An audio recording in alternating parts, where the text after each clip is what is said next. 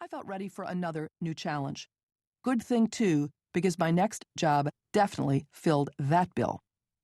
I was hired as the advertising manager at a brand new magazine called Ms. Though the word groundbreaking has been overused to the point of cliché, that's exactly what Ms. was. The first magazine for women that dared to venture beyond the traditional topics usually found in women's magazines. Co-founded by Gloria Steinem, the legendary icon of the feminist movement, Ms. was a pioneering editorial product, galvanizing a generation of women and shaping the national dialogue. But it was a hellishly hard sell for its advertising team. Adversity is a great teacher, so I definitely learned a lot at Ms. Probably not coincidentally, it was also one of the most personally fulfilling jobs I've ever had. After nearly a decade of living in New York City, though, I decided to pursue new adventures out west. The Draw, a San Francisco-based magazine being started by film director Francis Ford Coppola. Sounds pretty sexy, right? A hip new weekly magazine started by the hottest director in Hollywood? I thought so too, but within a few months of arriving in California, I realized the magazine wasn't going to work out quite as Coppola had envisioned. Not for the first time in history, and certainly not for the last. Reality couldn't keep up with the hype.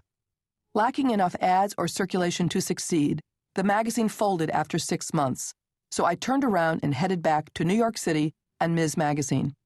Then, within a few years, my career took off when I was named publisher of New York, thereby becoming the first woman publisher of a weekly consumer magazine. But hold on, enough about me. Let's talk about you. Not everyone who enters the workforce or buys a business audiobook does so with the goal of becoming a top executive, president, or CEO. You might want simply to succeed at your job with a minimum of stress and tension. You may be seeking advice on how to deal with a problem boss or employee. Perhaps you're looking for ways to maintain a happy, personal life in addition to having fulfilling work. This audiobook is aimed at helping you reach whatever your goal is, regardless of how ambitious you may be in the workplace. In fact, one of the themes running through it is that age-old question of having it all. After a decade in which that phrase became a buzzword, what does it really mean for you today? Should you try to have it all? To climb the corporate ladder while simultaneously raising a family and having a life beyond the office? Or is it crazy to think you can do everything all at once? We'll explore the idea of creating what I call a 360-degree life for yourself, focusing on all aspects of day-to-day living, including work, relationships, home life, and family. Finding the right answers starts with knowing which questions to ask. Throughout this audiobook, we'll look at some of the important questions that can help you plan and shape your working life. For now, let's start with the 3 basic ones. What are the 3 problems you'd like to fix at your job? How much further up the ladder can you see yourself in 2 years' time? How about in 5 years? What's that pie-in-the-sky goal you secretly dream about? If you can't answer these right now, don't worry, just keep them in mind, and the answers should become clearer as we go along.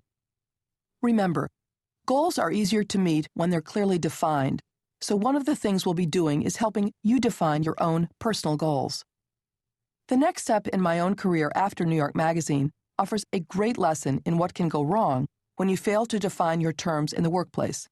I learned this the hard way after starting my new job flying high, literally. One morning in the fall of 1983, a stretch limousine glided to a stop in front of the offices of New York Magazine. I walked out the building's front door and settled into the back seat for a short ride to LaGuardia Airport, where I was then escorted onto a private jet for a 45-minute flight to Washington, D.C.